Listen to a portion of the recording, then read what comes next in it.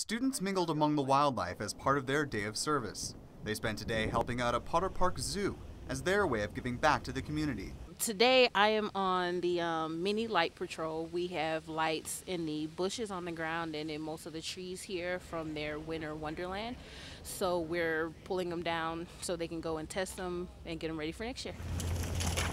Freeman was one of the 20 students that came out to the zoo to help. They split into an outdoor and an indoor group, so not everyone had to spend the day in the icy winds.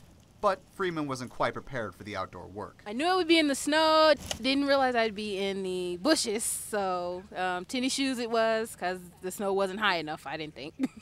Now, about halfway through their day, the outdoor workers got to come indoors and make some of these binoculars, which are going to be used for the kids for International Migratory Bird Day, which this year happens to fall on Be a Tourist in Your Hometown on June 1st. Second-year law student Joe Brigman wanted to teach his daughters the importance of volunteering. It's nice knowing when we come back in the summertime to look around and say that we were part of helping to make the community better.